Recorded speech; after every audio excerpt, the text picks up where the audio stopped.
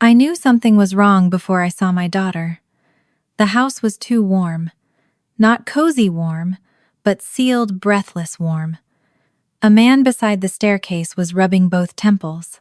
One of Brooke's volunteers had stopped smiling and gripped the banister as if the floor had shifted under her. The kitchen fan roared somewhere behind the walls, but the air in the foyer did not move. I had come home 3 days earlier than anyone expected. Brooke thought I was still in Newark, finishing an emergency quality audit that was supposed to keep me away until December 27th. I had pictured Piper running into my arms when I opened the door. Instead, I found her on the floor beside it, curled around herself in a torn black dress and a stained white apron. The clothes I had packed were nowhere in sight. Her cheek rested inches from the thin ribbon of icy air slipping beneath the front door. Brooke stood over her in polished leather boots. A couple entered behind me, carrying sleet on their coats and brown slush on their shoes. Brooke smiled, pressed the muddy sole of one boot onto the frayed apron covering Piper's shin, and wiped it back and forth. "Don't mind her," she told them. "That's our crazy servant." A few guests gave uncertain laughs. Piper's eyes opened, but they did not brighten when she saw me. She looked at me as if she had already used every word she owned, and none of them had worked. "Don't let her close the door," she whispered. Then I saw the carbon monoxide alarm on the wall. Its battery compartment was open. I did not scream, and I did not ask Brooke for an explanation. I stepped between her boot and my daughter and said 6 words. "Everyone outside. Call the fire department." The room fell silent. Brooke's smile disappeared first. Then the front door opened. Cold air rushed across the floor, and Piper pulled in a breath so deep it sounded painful. Before I tell you what the firefighters found inside my sister's perfect Christmas house, you need to understand that the worst thing Brooke did was not make my daughter wear that dress. It was making sure no one would believe Piper when she tried to warn them. I hope you're doing well today. Stay with me as I take you back to where this began, and please subscribe to the channel so you won't miss what happened next. 11 days earlier, on December 13th, I stood in my kitchen checking the same travel folder for the 3rd time while Piper sat on the counter, eating dry cereal from a mug. A burst pipe had closed Piper's school 3 days ahead of winter break, which should have made my sudden assignment easier. It did not. Since my husband died in 2019, I had been Piper's only legal guardian, and every overnight trip required more planning than my supervisors seemed to understand. The distribution cooperative I worked for had found irregular temperature records at a facility outside Newark. As the regional quality control specialist, I had to review the logs, inspect the process, and decide whether shipments needed to be held. The drive from Bellwether usually took about 3.5 hours, but December traffic and sleet could push it past 4. I was expected to remain there until December 27th. Brooke volunteered before I finished explaining. "She can stay with me," she said. "The house is full of people preparing for the Christmas tour. She'll barely notice you're gone." My mother, Elaine, promised to stop by regularly. That left me with no practical reason to refuse, though Piper found several personal ones. She had never liked Harlan House, a restored brick home where even the furniture seemed to be holding its breath. "If one of Brooke's mannequins moves while I'm there, I'm setting the whole place free," Piper said, swinging one sneaker against the cabinet. "They've been trapped in Victorian underwear for decades. You are not liberating the mannequins. I'll start with peaceful negotiations." That was Piper before those 12 days. She filled rooms with commentary, challenged every rule that lacked a sensible reason, and could turn my most serious warning into a debate. She was not quiet, compliant, or easy to intimidate. Remembering that version of her would later make the girl beside Brooke's front door feel even more impossible. Before we left, I gave Piper the same instructions I used when something went wrong at work. She should note when a problem started, describe exactly what she felt, and tell me what made it better or worse. I believed details protected people from assumptions. I had built my career on refusing to accuse anyone before the evidence supported it. If something feels wrong, Call me, I said as I zipped her suitcase. Tell me the time. What happened? And what changed? Piper tilted her head. You want an incident report? I want enough information to help. At home? Do I get to call you Mom? Or should I say regional quality control? I laughed and pulled her into a hug. Call me anything you want, as long as you call. On the night of December 14th, she did. I was in my Newark hotel with inspection sheets spread across the bed when her name appeared on my phone. Piper's face filled the screen, pale beneath the harsh light in Brooke's small basement room. That room makes my head slow, she said. I lowered my pen. What does slow mean? Are you dizzy? I start thinking something, and then it disappears before I can finish it. Have you had water? Did you eat dinner? How long did you sleep last night? Piper frowned. I knew you were going to turn this into a questionnaire. I'm trying to separate the possibilities. Have you been on your phone all evening? Brooke's voice drifted into the call before Piper answered. She stayed awake reading half the night and barely touched breakfast. The room is fine, Dana. She just doesn't like being told to rest. Piper looked away from the screen. I feel better by the front door. The front door? When I lie near it, I can think again. The sentence unsettled me, but I did not dismiss it. I told her to go upstairs, drink water, and call immediately if she vomited, felt severely dizzy, or had trouble standing. Then I called my mother and asked her to visit the next morning, rather than later in the week. Elaine found Piper on the second floor near an open window. When she called me afterward, she said Piper looked tired but spoke normally, ate toast, and made a joke about Brooke arranging oranges by historical accuracy. She needs sleep and water, Mom said. Brooke has everything under control. That afternoon, Piper sent me another message. The house only lets me think when the door is open. I stared at it, troubled by the words, but still searching for something measurable. I typed back, tell me exactly what that means. I learned later that a carbon monoxide alarm began sounding downstairs before Piper could answer, and Brooke called her away from the phone. At the time, all I saw was the empty space beneath my message. I waited, refreshed the screen, and reminded myself that Elaine had seen Piper only hours earlier. My mother had said she was tired. Brooke had said she was safe. I told myself my daughter was surrounded by family, and that if anything were truly wrong, one of them would call me. That was what I believed on December 15th. Piper was tired, Brooke was annoyed, and my mother had seen nothing alarming. The truth was already moving in another direction, but most of what happened inside Harlan House that afternoon reached me only later, through Piper's account, Owen Pike's service report, and the call records on my phone. The carbon monoxide alarm began sounding shortly after 4. Piper told me later that it was not a faint chirp. It was a full warning that cut through the house while Brooke was arranging greenery in the dining room. Piper came upstairs with both hands over her ears and said the same thing she had tried to tell me. The room near the boiler made her head feel wrong. Brooke opened the front and back doors, shut off the boiler, and carried the alarm into the kitchen, as if distance could make it less important. She told Piper it was malfunctioning because the house was old and the device was sensitive. By the time she called a heating company, cold air had moved through the rooms for nearly an hour. Owen Pike arrived the next morning after Elaine had taken Piper to a winter break program at the public library.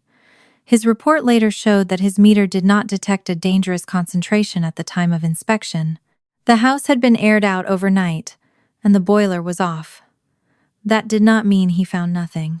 The metal connector leading from the boiler toward the chimney had corroded around one seam. The draft test failed twice.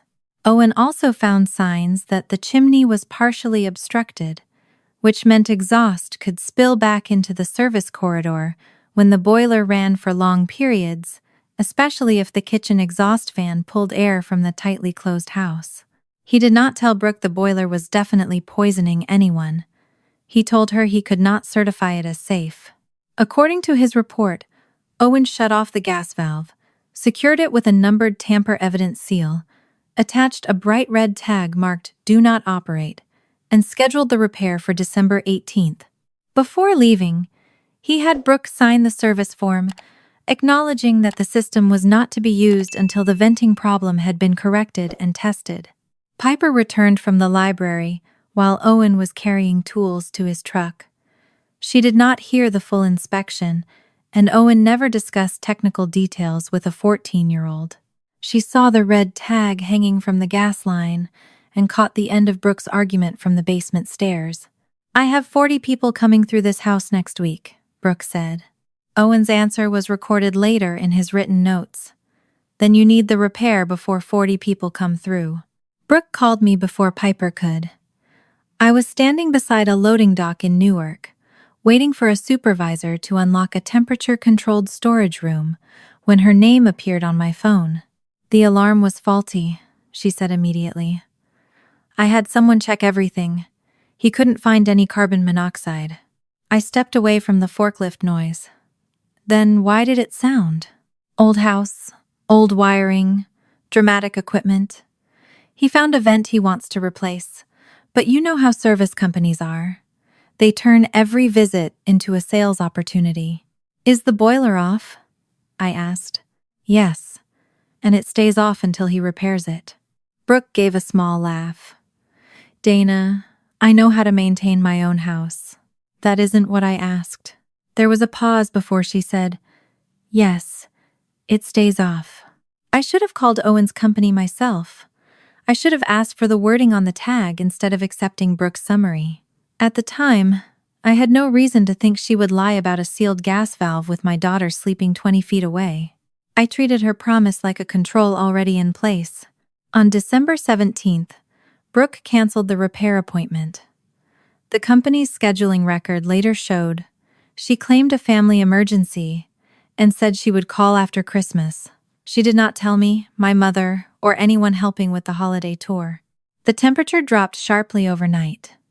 By the morning of the 18th, frost covered the inside corners of the old windows, and the portable heaters Brooke had placed upstairs could not warm the whole house. Piper remembered Brooke standing in the basement in a wool coat, staring at the red tag as if it had personally humiliated her. Brooke cut the numbered seal, removed the red tag, opened the gas valve, and restarted the boiler. Piper did not see her touch the valve. She heard the pipes begin knocking while she was carrying folded table linens downstairs. When she reached the service corridor, the red tag was gone. She found it later in the kitchen trash beneath coffee grounds and clipped evergreen branches. Piper pulled out her phone and tried to photograph it. The image she managed to save showed only one corner of the red paper, part of the black lettering, and the time on the screen reflected in the metal trash lid. Before Brooke entered, the phone had already pushed that single image into the family cloud account linked to mine. Brooke entered before Piper could take another. "What are you doing?" Piper said she wanted to send me the picture. Brooke took the phone from her hand. Piper told me later that she did not grab or shout. Brooke simply held out her palm and waited until refusing. Felt like creating a larger danger than surrendering it. "You misunderstood what you heard," Brooke said. "Your mother is trying to keep food from being shipped to thousands of people. She does not need you manufacturing emergencies because you dislike a room." The tag said not to use it. The tag said a company wanted money. Brooke kept the phone. That evening she called me and said Piper had dropped it on the stone floor outside. The screen was supposedly shattered, and a replacement would not arrive for several days. She offered to let Piper call from her phone, presenting the arrangement as proof that nothing had changed. The video connected from an upstairs guest room. A window stood open behind Piper, and the cold had put some color back into her face. She looked tired but more alert than she had during our first call. Brooke was not visible, though I could hear a drawer opening somewhere nearby. "How did you break your phone?" I asked. Piper's eyes moved toward the edge of the screen. "It happened near the red paper." "What red paper?" Aunt Brooke fixed the red paper. I waited for more, but Piper pressed her lips together. At work, vague answers meant I kept asking until the sequence made sense. "Fixed it, how?" Brooke's voice came from outside the frame. "She means the service tag. The technician left litter hanging from my equipment after confirming there was no leak." I looked back at Piper. Is that what you mean? She gave a small nod that did not reach her eyes. The open window rattled in a gust. Piper turned toward it and took a breath before saying, "It's warmer downstairs again." Brooke stepped close enough that one shoulder entered the picture. "And she is overtired. We have been through this all day. I want to speak to her alone." "You are speaking to her. I mean, without you listening." Brooke's expression stayed pleasant. "My phone is the only one available, and I'm not leaving it in a room with a child who already destroyed one." Piper stared at the screen. I could see a question in her face, but I did what I had always done. I waited for her to put it into words. She never did. "She needs to rest," Brooke said, and the call ended before I could object.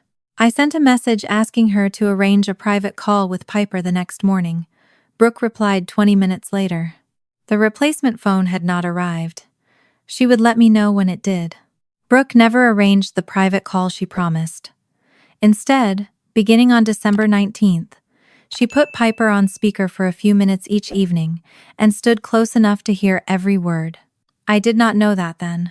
All I knew was that Piper always appeared upstairs, usually near the same tall window, with Brooke's phone propped against a lamp and cold light behind her.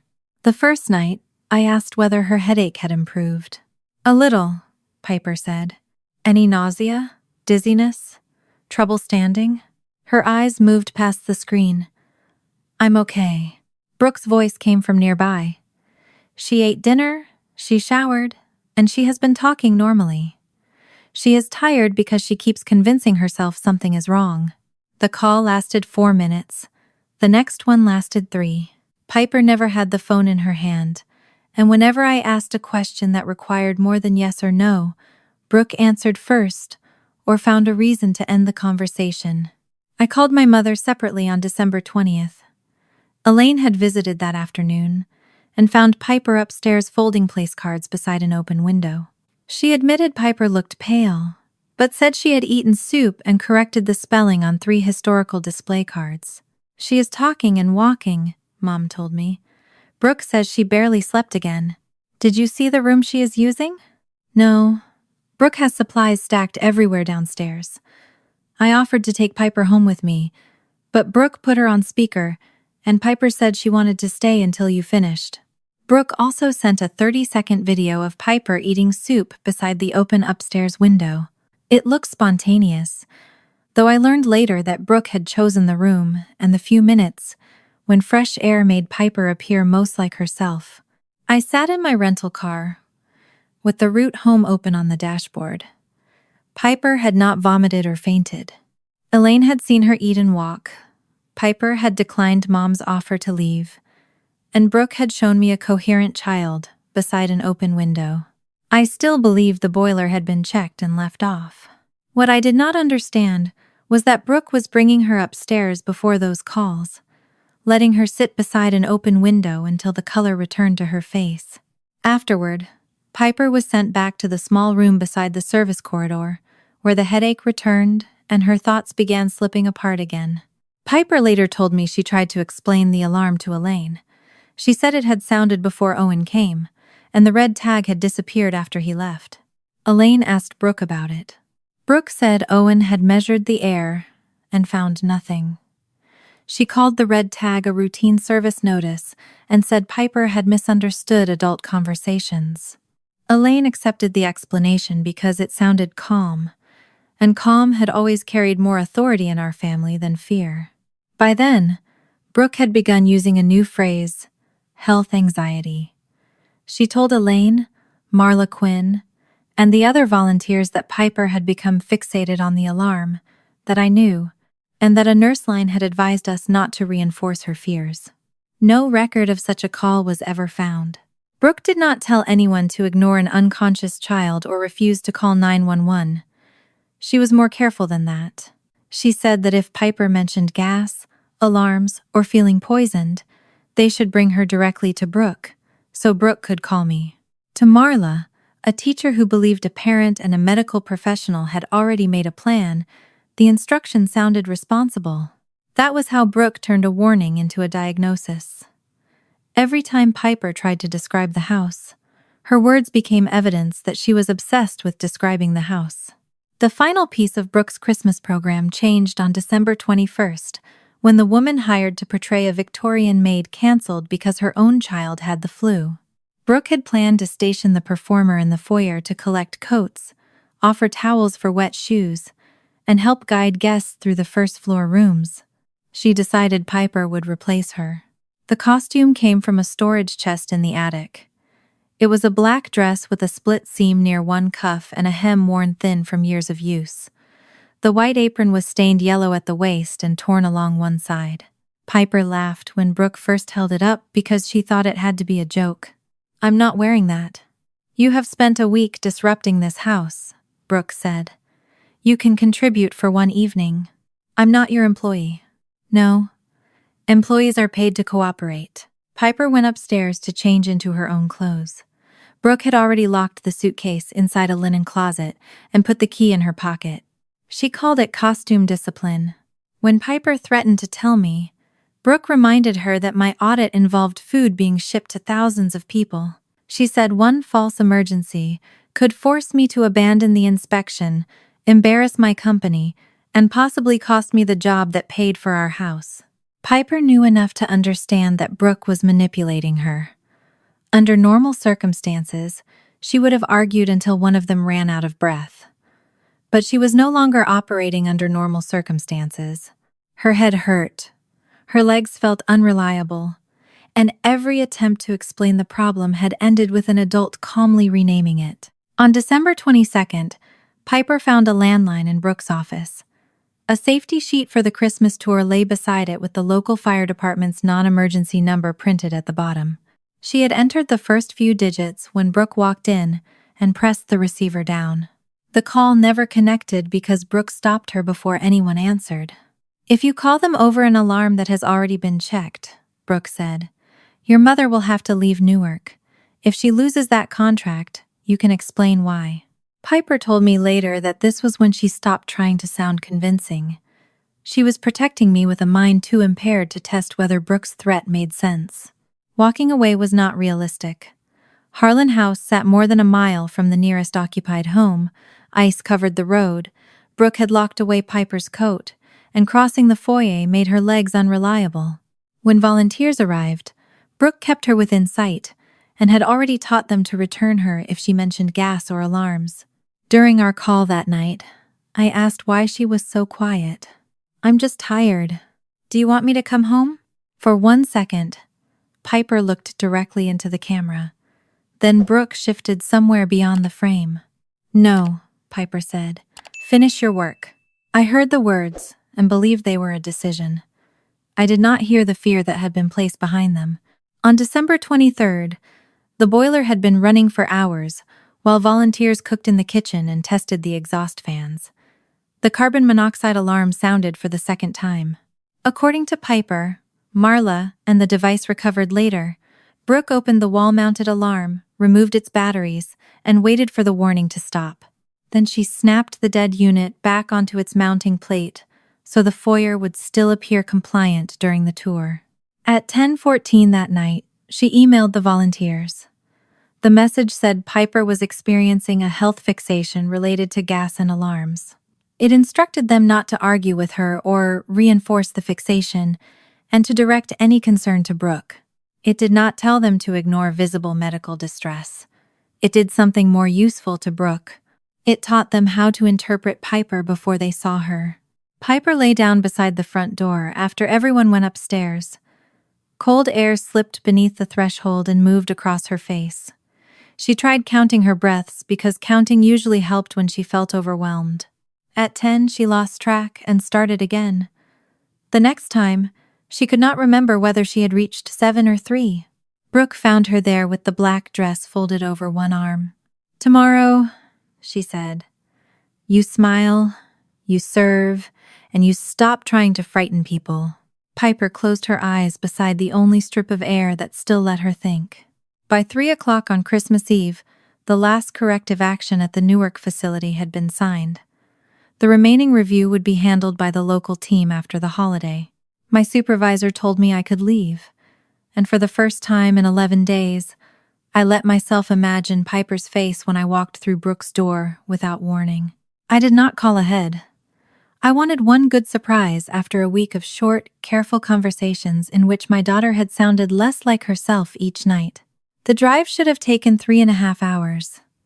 Sleep began before I reached the Pennsylvania line, and traffic crawled around 2 separate accidents.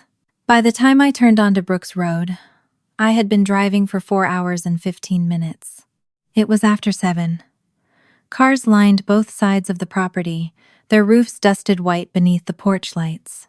Brooke had divided the Christmas tour into 3 groups, 42 guests across the evening. About 18 people were inside when I arrived. Through the front windows, I saw candlelight, evergreen garlands, and women in formal coats holding glasses beneath the staircase. It looked exactly like the evening Brooke had spent months promising everyone. The first thing that felt wrong was the heat. It pressed against me the moment the door opened, thick enough to make my skin tighten. The second was the way people were moving. A man beside the staircase rubbed both temples. Marla Quinn held the banister with one hand while speaking to a guest, as if she needed it for balance. An older man loosened his tie and asked no one in particular for water. No one was collapsing. Nothing looked dramatic enough to force the room to stop pretending. The string quartet recording continued beneath the conversations, and volunteers kept directing guests toward the parlor. I searched for Piper. She was on the floor less than 6 feet from me. For one stunned second, I did not recognize the shape curled beside the door as my daughter.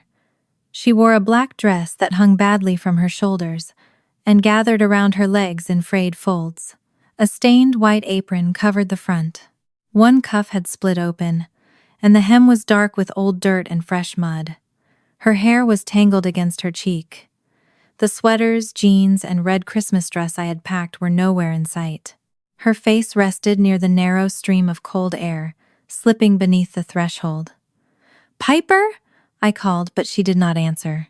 A couple entered behind me carrying sleet on their coats and brown slush on their shoes. Brooke appeared from the parlor in a fitted green dress and polished leather boots, smiling as if I were simply another guest who had arrived at an inconvenient moment. "Dana," she said, "you weren't supposed to be back." Before I could reach Piper, Brooke touched the toe of her boot to my daughter's side. "Up," she said quietly. "Guests are coming in." Piper stirred but did not rise. The apron had fallen across one shin. Brooke placed the muddy sole of her boot onto the fabric covering Piper's leg and rubbed it back and forth, leaving a wet brown streak across the white cloth and the frayed black hem beneath it. She looked at the couple and smiled. "Don't mind her. That's our crazy servant." A few people nearby gave uncertain laughs. They were not laughing because what they saw was harmless. They were laughing because Brooke had already given them a way to understand it. To them, Piper was a difficult teenager, performing a historical role, and Brooke was the capable hostess managing the disruption. I stepped between Brooke and my daughter. Piper's eyelids lifted slowly. Her eyes found mine, but there was no surprise in them, only exhaustion. "Don't let her close the door," she whispered. The words pulled my attention to the wall. A carbon monoxide alarm hung near the basement corridor. Its battery compartment was open. I did not know the concentration in the house. I did not know whether the boiler, the chimney, or something else was responsible. I only knew I was looking at several people with the same kind of symptoms, inside a sealed, overheated building, with a disabled safety device and a child lying where outside air entered. At work, 3 separate anomalies were enough to stop an entire production line. I had spent 11 days asking my daughter to give me clearer evidence. Standing over her, I finally understood that I already had enough to stop everything. I raised my voice, but I did not scream. "Everyone outside, call the fire department." The room fell silent. Brooke stared at me. "You cannot be serious." I pulled the front door fully open. Cold air swept over the floor and lifted the edge of Piper's apron. "Marla, call 911, I said. "Tell them we may have carbon monoxide exposure. Everyone else needs to leave now. Marla looked from me to the alarm. Whatever Brooke had told her before the party no longer held against the sight of Piper on the floor. She took out her phone and began speaking to the dispatcher before she reached the porch. Brooke moved toward the door. Dana, you are creating panic over a broken alarm. Owen checked this house. Outside, I said. You can explain it to the fire department. The older man who had asked for water helped clear a path. The couple who had entered behind me knelt when I tried to lift Piper. Between the three of us, we brought her upright. Her knees buckled immediately, and her full weight sagged against my shoulder. I've got you, I told her. Piper tried to take one step, then another. By the time we reached the porch, she was shaking from effort. The cold did not hurt her. Standing had taken what little strength she still had. Guests gathered along the driveway and lawn, some without coats, while volunteers counted names from the tour list. Marla remained on the phone until the first engine turned onto the road. Firefighters entered wearing breathing equipment and carrying meters.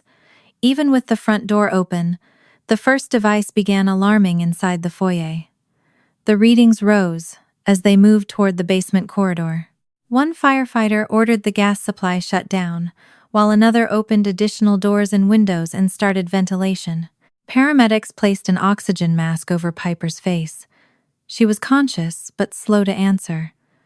When they asked how long she had felt sick, she looked at me as if the question required more pieces than she could hold. Days, I said, then stopped myself. She has been complaining for days. She needs to tell you the rest when she can.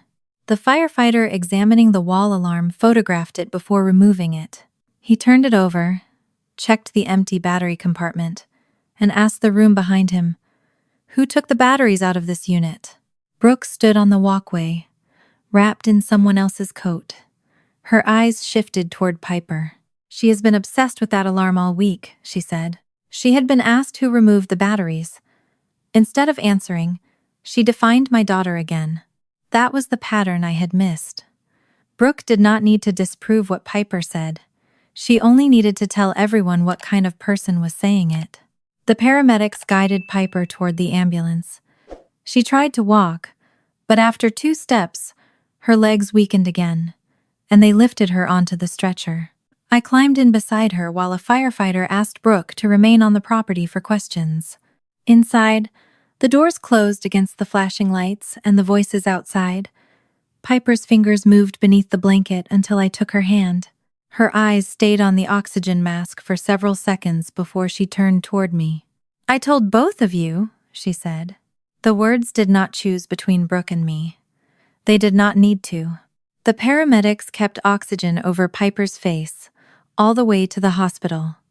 Her answers came slowly, sometimes after the question had already been repeated. She knew her name and knew I was beside her, but when one of them asked what day it was, she stared at the ceiling as if the answer had slipped somewhere she could not reach. In the emergency department, the staff moved quickly, without making the room feel frantic. They checked her blood, heart rhythm, oxygen needs, balance, and mental status. The doctor explained that carbon monoxide could cause headache, nausea, dizziness, weakness, and confusion, especially after repeated exposure. He did not promise that a few minutes of fresh air would erase what had happened. Piper needed oxygen, observation, and time. I sat beside her bed through Christmas night, watching the mask rise and fall over her face. Each time she opened her eyes, I wanted to ask how Brooke had taken her phone, why her suitcase had been locked, and how long she had been sleeping near the door. I wanted enough detail to build the sequence I had failed to see. For once, I did not ask. A nurse brought me coffee shortly before midnight. Marla had sent a message saying she and several guests had gone to be evaluated after developing headaches or nausea. She did not give me anyone's medical results, and the hospital did not discuss them with me. I only knew what those people chose to share themselves. Brooke sent her first message while Piper was still receiving oxygen. This was an equipment malfunction. Piper removed those batteries because she had been fixated on the alarm all week. Do not turn this into something it was not. I saved a screenshot and forwarded it to the fire investigator instead of giving Brooke the public argument she wanted. The next morning, he explained that mixed fingerprints on a household alarm could not identify who removed the batteries. The device, heating system, service records, and witness accounts would have to form the answer together. His caution sounded like the language I used at work, except Piper had already paid for everyone else's patience. She woke more fully that afternoon. The color in her face had improved, but she still looked exhausted, and the doctor warned me that difficulty concentrating and headaches could continue. I asked whether she wanted the lights dimmed. She nodded. For several minutes, we listened to the quiet machinery around her. Then Piper said, "You kept asking me to prove what the room did to my head." I turned toward her. I couldn't use my head in that room. There was no accusation in her voice. That made it worse. She sounded as if she were explaining a fact I should have understood on my own. "I know," I said. Her eyes moved away from me. "You didn't know. I should have understood that you were asking me to check, not asking me to agree with a diagnosis." My throat tightened, but I did not make her comfort me. I kept demanding clearer words when the danger was taking those words away from you. "I am sorry." I almost added that Brooke had lied to me. I almost reminded her that Elaine had seen her and believed she was safe. Both things were true, but neither belonged inside my apology. Piper was quiet long enough that I thought she might be too tired to continue. Then she said, "My phone isn't broken." I waited without questioning her until she continued. "Aunt Brooke took it when I tried to take a picture of the red tag. She made me call you from her phone, and she stayed close enough to hear." The details came in pieces. Brooke had locked the suitcase because Piper refused the costume. She had told Piper that making me leave Newark could cost me my job. Piper had tried to call the fire department number on the event sheet, but Brooke had pushed down the receiver before the call connected. When Piper lost her place, or closed her eyes, I did not pull her back to the beginning. I wrote down only what she chose to say, with the time and date, then asked whether she wanted to stop. Twice she said yes. The second time, I closed the notebook and did not reopen it that day. On December 26th, the fire investigator contacted Pike Heating and Air directly. Owen Pike provided the service report, photographs of the shutoff valve with its numbered lockout seal and red warning tag, and the scheduling record showing Brooke had canceled the repair planned for December 18th. I did not receive the originals. They stayed with the investigation. A victim services advocate later helped me obtain copies I was legally allowed to review. The report was plain and brief. Owen had found unsafe venting conditions, shut off the boiler, sealed the valve, attached a do not operate tag, and advised that the system remain off until repairs and testing were completed. A photograph showed the red tag hanging exactly where Piper had said it was. The cloud backup held one blurry image of red paper and part of the word operate. Its December 18th metadata did not prove the case, but it confirmed Piper had seen a real warning after Brooke claimed the problem was resolved. By then, local code enforcement had posted a notice at Harlan House. Brooke could live there only under whatever safety conditions the authorities imposed, but the property could not be used for tours, parties, or public occupancy until the heating system was repaired and the building passed inspection. That decision came from the county, not the Preservation Society Brooke had spent years trying to impress. The investigator arranged for Owen to speak with me briefly through the advocate. I thanked him for keeping records. "I wish I had known a child was sleeping down there," he said. "You shut the system off." "I shut that boiler down and sealed the valve," Owen replied. "Someone cut the seal and opened it again." After the call, I looked through the glass wall of Piper's hospital room. She was asleep beneath a clean blanket, her own clothes folded on the chair beside her. For the first time, I understood that what happened at Harlan House had not been one terrible Christmas mistake. Someone had been warned, stopped, and given time to choose differently.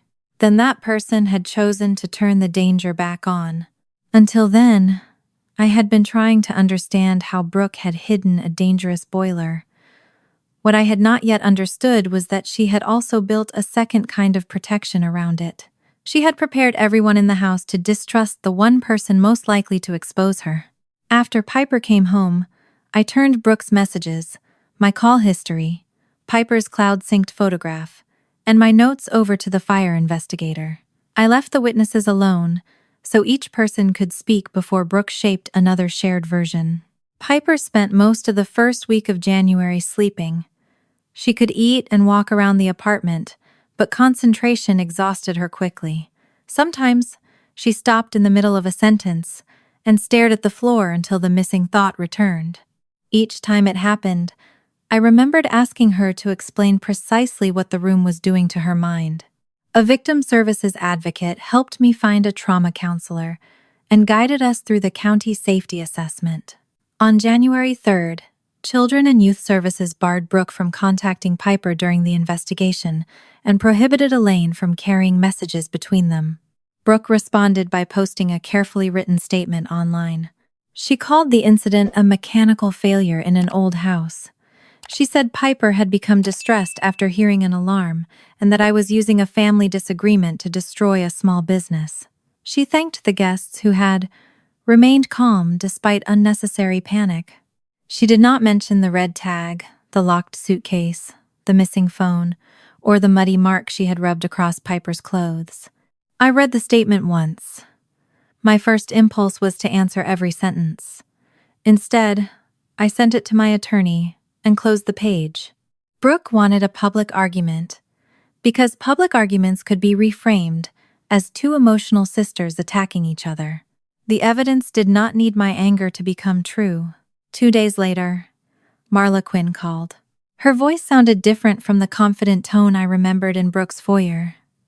She asked whether Piper was awake, then immediately corrected herself. "I'm sorry.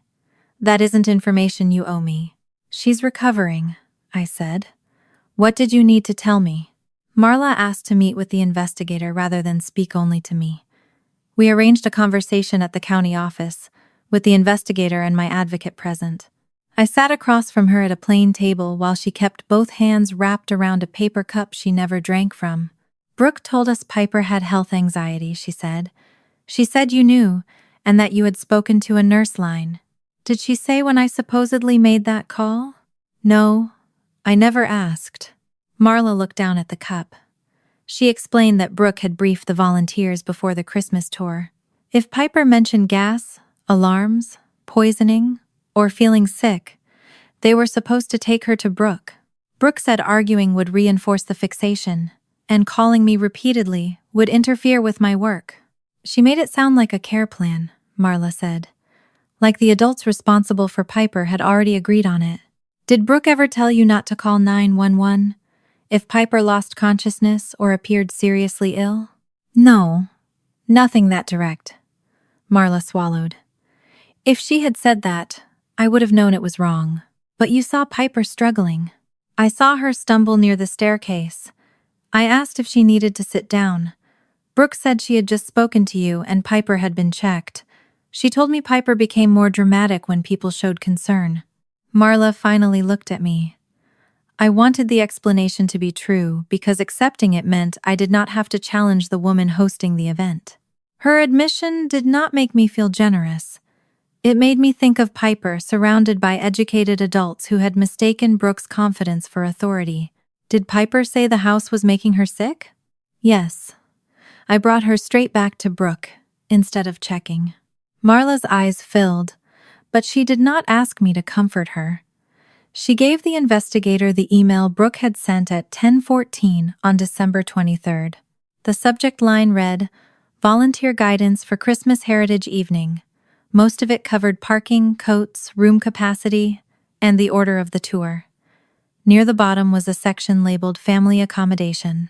Piper was described as experiencing a health fixation related to gas and alarms. Volunteers were instructed not to debate, reassure, or reinforce her claims. Any concern was to be brought directly to Brooke, who would contact Piper's mother if necessary. The email had been sent before the Christmas event began, before Brooke later claimed Piper had created panic in front of guests. Brooke had not invented the accusation after firefighters arrived. She had prepared it in advance. Another volunteer gave a separate statement the following day. She remembered Piper asking to borrow her phone. Brooke intervened and said Piper had lost device privileges after damaging her own phone. The volunteer accepted that explanation and walked away. Elaine also provided a supplemental statement. She admitted Brooke had locked Piper's suitcase inside the linen closet because Piper refused to wear the maid costume. My mother still used soft language, saying she believed Brooke was trying to prevent a teenage argument from disrupting the event. She was not yet ready to call it what it was. "Did you know Piper's phone was not broken?" I asked her later. "No, and I never asked to see it." Elaine's silence after the admission said more than an explanation could have. "I believed Brooke," she said. "You believed the person controlling every source of information. I thought she was helping. You saw Piper without her clothes, without her phone, and looking sick. You decided Brooke's explanation mattered more than what was in front of you." Mom began to cry. I ended the call before the conversation turned into another request for me to relieve her guilt. By mid-January, the separate records formed one sequence. Brooke had been warned, canceled the repair, controlled Piper's phone and clothes, and instructed adults how to interpret her before she spoke. She had turned a warning into a symptom because one curious adult could have ended the tour. The phrase, "crazy servant," was not merely an insult Brooke invented for a laugh. It was the public conclusion of a story she had been telling for days. That evening, Piper was asleep on the couch while I reviewed the copy of the volunteer email my attorney had obtained. My eyes stopped on one sentence near the bottom. "Please do not reinforce Piper's fixation on gas or alarms." I read it again and understood why my daughter's voice had failed inside that house. Brooke had made sure that before Piper opened her mouth, everyone had already been told what not to hear. By the time Piper came home, the Christmas decorations in our apartment had begun to look like objects from someone else's life. I had left a box of ornaments open on the dining table before driving to Newark. It was still there when I brought her back, untouched beneath a thin layer of dust. She was better than she had been in the hospital, but better was not the same as recovered. Some mornings she woke with a headache behind her eyes. Concentrating for more than 20 minutes exhausted her. She could walk normally through the apartment, then stop in the middle of the hallway because she had forgotten why she entered it. I learned not to finish her sentences. The fire investigator called during the second week of January. Piper was asleep on the couch, so I stepped into the kitchen and kept my voice low. He said the examination of Harlan House supported a backdraft from the old boiler system. The damaged vent connection and partially blocked chimney had allowed exhaust to spill toward the service corridor when the boiler ran for long periods. The commercial kitchen fan had increased the pressure problem, while Brooke kept the house sealed against the cold. The investigators could not reconstruct an exact carbon monoxide level for every hour Piper had spent there. The front door had been opened before firefighters arrived, and the building had been ventilated during the response. What they could establish was the source, the path the exhaust had taken, and why Piper's small room had placed her at greater risk than the upstairs bedrooms. Then he mentioned the front door. The gap beneath the old threshold allowed outside air to enter the foyer. It did not make the floor safe, and he warned me not to describe it that way. It meant only that the air near Piper's face may have been less contaminated than the air beside the service corridor.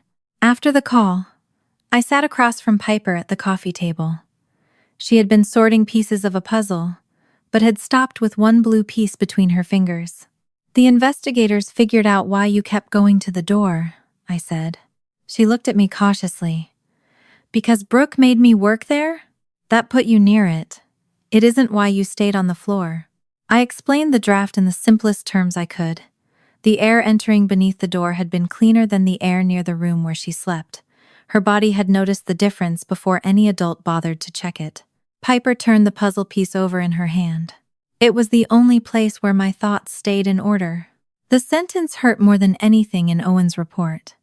Piper had not curled beside the door because Brooke had trained her to accept the role of a servant. She had not chosen the floor because she believed she belonged beneath everyone else. She had gone there because every time cold air touched her face, the world stopped sliding away for a little while. "You were trying to keep yourself conscious," I said. I was trying to remember what I was trying to do.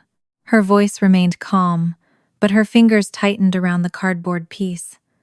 I thought of every question I had asked from Newark. Had she eaten? Was she dizzy? What exactly did slow mean? Each one had sounded reasonable to me. "I turned every warning into an interview," I said. "You told me something felt wrong, and I made you prove that your description was accurate before I acted." Piper placed the puzzle piece on the table, without fitting it anywhere. "I knew what you would say before you said it." "What did you think I would say?" "Are you sure?" I closed my eyes for a moment. She had not stopped calling because Brooke's threats were perfect. She had stopped because Brooke had built those threats on something Piper already believed about me. "I thought asking that made me fair," I said. "It made me feel like being unsure meant I should be quiet." There was no defense I could offer that would not ask her to carry my intentions instead of her experience. I moved my chair closer, but I did not touch her until she leaned toward me first. "If you say something feels unsafe, we check first," I said. Piper studied my face as if she expected a condition to follow. "What if we check, and nothing is wrong? Then we lose time. We do not lose you." Her mouth trembled once. She looked down before the emotion could fully reach her face, then pushed the blue puzzle piece toward me. "It goes in the window," she said. We found the space together. My mother called that afternoon. Elaine had been leaving messages every few days, each one careful and shorter than the last. She no longer said Brooke had meant well.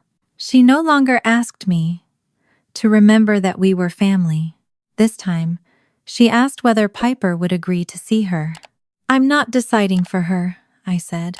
"I only want to apologize." "Then you can ask, and she can say no." When I told Piper, she was sitting at the kitchen counter eating soup.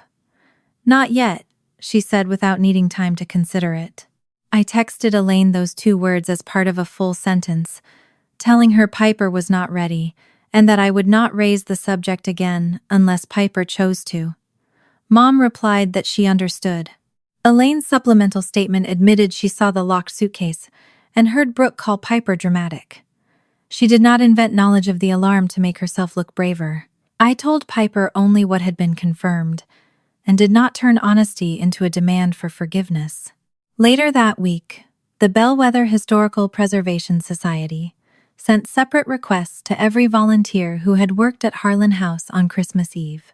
They were instructed not to discuss their recollections with one another, and to submit individual accounts of what they had seen, heard, and been told before the event.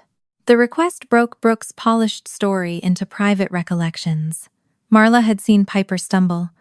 Another volunteer had seen the phone refused. Elaine knew about the suitcase, and guests had watched the boot. Brooke had depended on each witness, believing one small piece did not matter. That evening, Piper and I sat near the living room window while snow gathered on the fire escape. She had managed nearly 30 minutes of schoolwork before the words began blurring together, and we had stopped without treating the break like failure. "Can adults tell the truth and still be good people?" she asked. I knew she was not asking only about Elaine or Marla. She was asking about me. Only if they stopped protecting the version of themselves that did nothing. Piper rested her head against my shoulder. Outside, the snow softened the city sounds, but inside our apartment, the truth was no longer quiet because Brooke had ordered it to be. It was beginning to separate from the story she had built around it. On February 14th, the Bellwether Historical Preservation Society reviewed Brooke's conduct in the same library room where she had lectured for years about stewardship and responsibility. Piper did not attend. No one had the right to make her sit in a room full of adults and prove again that she had suffered. She stayed home with a trusted neighbor, working on a history assignment in 20-minute intervals. When I left, she asked only one question. "Can they make Brooke stay away from me?" "The society cannot," I told her. They can decide whether she represents them.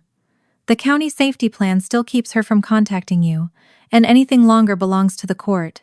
Piper nodded. Then don't let them pretend this is the whole consequence. My victim services advocate sat beside me at the hearing. Across the room, Brooke occupied a table with her attorney. Elaine sat several rows behind us. She had not asked to speak to Piper, had not brought a letter, and had not whispered that family should forgive family. She kept her hands folded in her lap and looked at the floor whenever Brooke turned toward her. The society president limited the hearing to Brooke's office, membership, and the house's place in its programs. Criminal charges and public occupancy restrictions belonged to the prosecutor and county code officials.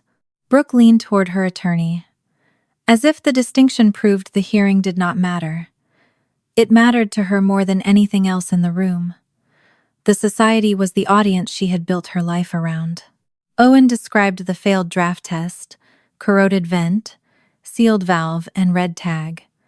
Brooke's attorney emphasized that he had measured no CO after the how. I did not certify the system as safe, Owen replied. I shut it down and sealed the valve because it was unsafe to operate. Brooke reacted as if caution were incompetence. The municipal code officer read a public safety summary. Firefighters had detected elevated carbon monoxide. Owen's numbered seal had been cut. The valve was open, the red tag was gone, and the alarm contained no batteries. The report did not name who removed them, but it showed that several safety barriers had been reversed before the tour. A board member looked at Brooke.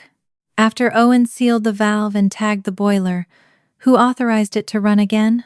The house became dangerously cold, Brooke replied. I believed the system had been shut down out of excessive caution. Owen found no gas in the air. That was not the question. I made a judgment as the property owner. Her attorney touched her arm, but Brooke continued. There were portable heaters running. Pipes could have frozen. I had obligations to the property. She spoke about the house, as if it had been the vulnerable person in her care. Marla's voice shook when she took her seat before the board. She described the instructions Brooke had given the volunteers, and admitted she had accepted them because Brooke said Dana and a nurse line had already addressed Piper's fears. I saw Piper lose her balance, Marla said. I asked if she needed help. Brooke said concern would reinforce the behavior. I believed the adult who sounded certain, instead of checking the child who looked sick. Brooke turned toward the board. Marla is protecting herself now. She was responsible for volunteer safety that night. Marla did not argue. I am responsible for what I failed to do. That does not make Brooke's instructions untrue. Another volunteer confirmed Brooke had stopped Piper from borrowing a phone. Elaine's statement acknowledged Piper's pallor, the locked suitcase, and Brooke's description of the costume as discipline. Brooke dismissed both accounts as disloyal or unreliable. Neither witness argued back. A married couple who attended the tour described entering through the front door and seeing Piper on the floor. The wife's voice tightened when she explained how Brooke pressed a muddy boot against the fabric covering Piper's shin. We thought it was part of the performance for perhaps 2 seconds, she said. Then the child opened her eyes. Brooke interrupted. I touched the costume, not her body. She was refusing to stand while guests were arriving. The room changed at that sentence. Brooke did not deny the humiliation. She tried to reduce it to a technical distinction. The president warned her not to interrupt again. Finally, the board displayed the volunteer email, sent at 10:14 on December 23rd. It named Piper's supposed fixation on gas and alarms before the public event began. It instructed volunteers to direct every concern back to Brooke. One member read the section twice, then looked over his glasses. Why did your volunteer instructions mention Piper's fear of gas before the event began? Because she had been obsessing over it for days, Brooke said. That is exactly what I have been trying to explain. The board member waited. Brooke continued, her voice becoming sharper. She heard a faulty alarm, misunderstood a contractor, and decided the house was poisoning her. Dana encouraged it by questioning every decision I made. Piper had been hospitalized after prolonged exposure. Firefighters had measured carbon monoxide inside the house. Owen had locked out the boiler. Yet Brooke still spoke as if the central problem was that Piper had noticed. That was the flaw she could not overcome. Every chance she had to acknowledge danger became another opportunity to attack the child who named it. During the 20-minute recess, people sat with what they had witnessed and the explanations they had accepted. When the board returned, the vote was unanimous. Brooke was removed from her leadership position, her membership was terminated, and Harlan House was excluded indefinitely from every program sponsored by the society. The president reminded everyone that the ruling did not decide criminal guilt and did not replace the county's code order. No one applauded. Outside the meeting room, Marla stopped beside me. "I am sorry," she said. "Not because I was deceived, because I saw enough to check, and I chose not to." "I'll tell Piper you said that if she asks," I replied. "I won't ask her to make you feel forgiven." Marla nodded. "That's fair." Elaine approached, but stopped several feet away. She said only that she understood Piper was not ready to see her. Then she left, without asking me to change that answer. Brooke caught me near the elevator. Her attorney was speaking with someone behind her, and for the first time that morning, she had no board, guests, or volunteers arranged around her. "You took one bad night and destroyed my life," she said. "No, you built your life on making her unbelievable." The elevator doors opened. I stepped inside before Brooke could turn the hallway into another stage. My advocate confirmed the prosecutor was still reviewing the case.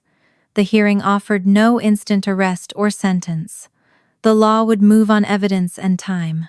As the elevator descended, I remembered Piper's warning not to mistake this for the whole consequence. It was simply the first place where Brooke could no longer decide what everyone else saw. By September, the legal process had lasted longer than Brooke's public sympathy. After a March summons and months of preliminary proceedings, she accepted a plea on a charge related to endangering the welfare of a child. The agreement resolved the criminal case, without erasing the county code violations or other consequences attached to Harlan House. At sentencing in October, the judge imposed probation, community service, and a counseling program focused on accountability. Brooke was ordered to have no contact with Piper and was prohibited from taking unsupervised responsibility for another minor during probation. The order did not ban her from every child forever. It did not strip her of every possession or reduce her to the exaggerated punishment people often imagine when they want justice to feel immediate. It did something more relevant. It removed her access to my daughter. I attended the sentencing, but Piper did not. She had spent enough time being discussed by adults who expected her presence to make their decisions feel meaningful. I gave her the outcome in plain language that evening and let her decide what questions she wanted answered. "Did she say she was sorry?" Piper asked. "No, she did not ask how you were either." Piper nodded as though that confirmed something she no longer needed to debate. Harlan House remained under restrictions from code enforcement. Brooke could not host tours, workshops, or public gatherings until the heating system, ventilation, alarms, and occupancy requirements passed inspection. Even if the house reopened someday, it would no longer appear in the Preservation Society's programs. The organization had removed the sign bearing Brooke's name months earlier. What remained inside the house belonged to a private life that no longer had an audience. Piper's suitcase and phone were still there. Through our attorneys, Brooke agreed that I could retrieve them with a victim services representative present. Piper did not want to return. Before I left, I asked whether there was anything else she wanted me to bring home. "My red sweater," she said, "the one Dad gave me." When I asked if she wanted anything else, she looked toward the window. "Not the dress." I knew exactly which dress she meant. Harlan House looked smaller when I returned. Without evergreen garlands, rented lights, and guests filling the driveway, it was simply an old brick building behind bare trees. The historical tour plaque had been removed from the front gate, leaving 4 pale holes in the wood where the screws had been. Brooke opened the door before the representative could knock twice. The house was cold. The boiler system had been removed, and the temporary heat kept only a few rooms warm enough to prevent damage. Our footsteps carried through the empty foyer, where music and uncertain laughter had once covered Piper's breathing. Brooke wore gray trousers and a cream blouse. She looked carefully composed, though there was no one present to photograph her. "The things are upstairs," she said. The representative reminded her that the agreement required Brooke to remain nearby, but not interfere. Brooke nodded as if she were granting permission inside her own home. We passed the wall where the carbon monoxide alarm had hung. A lighter rectangle remained in the wallpaper. The empty space unsettled me more than the device had.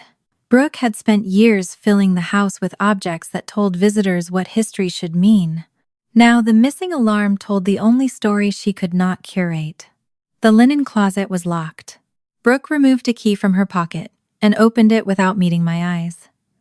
Piper's suitcase sat on the bottom shelf exactly as Elaine had described. The zipper pulls had been fastened together, with a small luggage lock that did not belong to us. "You locked a 14-year-old's clothes away for 3 days, I said. She was refusing to participate in anything. Every request became a battle. The representative photographed the suitcase before I touched it. Brooke provided the key to the luggage lock, and I opened the case. Everything I had packed was still folded inside. Piper's jeans, pajamas, clean underwear, winter socks, and the red sweater her father had bought during his last Christmas with us had not been worn. The small note I had tucked between the sweaters remained unopened.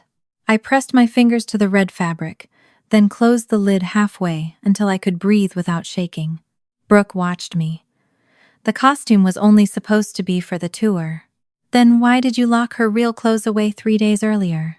She kept threatening to change and disappear upstairs when I needed help. Brooke still spoke as if Piper's body, clothes, and time had been event supplies she had failed to control. We found Piper's phone in a desk drawer in Brooke's office. The screen was unbroken. It powered on after I connected it to a charger. There was no secret recording, hidden confession, or final piece of evidence waiting inside it. The blurry photograph of the red tag had already been downloaded from the family cloud backup during the investigation. The phone proved one simple thing. Brooke had lied when she told me it was destroyed. The maid costume was folded across a chair in the storage room. Dried mud marked the apron and the black hem. One brown streak crossed the exact place that had covered Piper's shin. The representative asked whether I wanted it documented. I said yes. Then she asked whether I wanted to take it. "No," I said. Brooke folded her arms. "It is just a costume. Piper said it stays here." For the first time since I arrived, Brooke's composure slipped. "Dana, I accepted the plea. I completed the evaluation. I am doing everything they asked. You could tell people. This was a misunderstanding that became larger than it should have. A misunderstanding does not require a locked suitcase, a hidden phone, and an alarm without batteries. I made mistakes. You made choices." Brooke stepped closer, then stopped when the representative shifted between us. "I needed one night to go well," she said. "One evening where this house looked the way it was supposed to look. Piper fought me at every step. You did not need her to be crazy. You needed everyone else to believe she was." Brooke's face hardened. "She destroyed my future." The sentence settled the last question I had carried into the house. Brooke had completed counseling sessions, stood before a judge, lost her position, and heard witnesses describe Piper struggling to remain conscious. She still believed the injury was what happened to her reputation. There was nothing left to reconcile. I took Piper's suitcase and phone. The representative carried the red sweater separately so it would not be crushed. We left the costume on the chair, exactly where Piper wanted it. Brooke remained in the cold house behind us. When I reached home, Piper was waiting at the dining table. I set the suitcase down and gave her the phone first. She checked the screen, saw that it worked, then placed it aside without opening any messages. I unlocked the suitcase. Piper touched the red sweater and looked at the clothes still folded beneath it. "I thought you forgot what you packed. I forgot to ask why you weren't wearing it." She looked at me for a long moment, then began choosing what she wanted to keep. The red sweater stayed. So did her jeans, her sketchbook, and the note she had never received. A few items no longer felt like hers, and we placed them in a donation bag without turning the decision into a ceremony. When she finished, Piper lowered the lid. I placed my hand beside hers, and we closed the suitcase together. We were not preserving what had happened inside Harlan House. We were deciding what still belonged in our lives. By December 2026, Piper had returned to school full-time. She had also returned to correcting people, arguing with television commercials, and narrating strange things from the passenger seat. Her voice filling our apartment no longer irritated me. It reminded me that silence had once been forced on her. Recovery had not erased everything. Some days, a headache arrived after a crowded classroom. Rooms with sealed windows made her uneasy. If a heater clicked on in an unfamiliar building, her eyes automatically searched the walls for an alarm. Her counselor called those reactions understandable, not dramatic, and we treated them as information rather than defects. We had one rule now. If either of us believed something might be unsafe, we left the possible danger first, then we checked.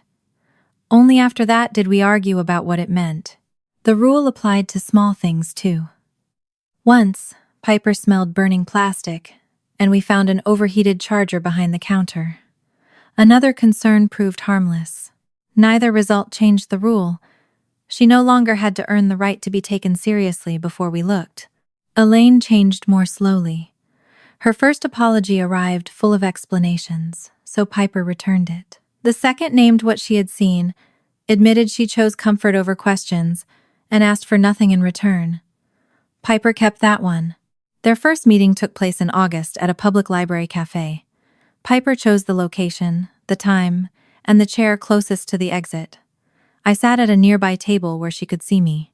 Elaine did not touch her without permission or bring a gift large enough to become a debt. They spoke for 20 minutes. When Piper said she was ready to leave, my mother stood and thanked her for coming. It was only a beginning, and it belonged to Piper. Brooke never received one. Her probation and no-contact order continued.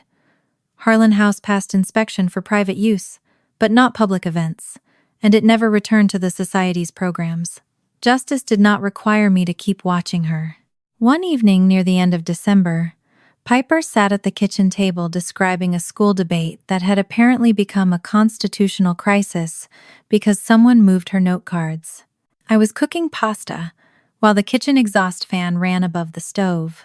Our new combination smoke and carbon monoxide alarm had been installed in the hallway months earlier, along with separate units in both bedrooms. Piper was halfway through imitating her teacher when the alarm sounded. 4 sharp beeps cut through the apartment, followed by a pause. Then the sequence began again. My hand froze over the pot. For one careless fraction of a second, I almost said it was probably nothing. The kitchen fan was running, steam had reached the hallway, and the alarm was new. My mind began producing explanations before I had taken a single safe action. I stopped myself. Piper was already standing. She did not look panicked, but her face had gone still. "We check?" she asked.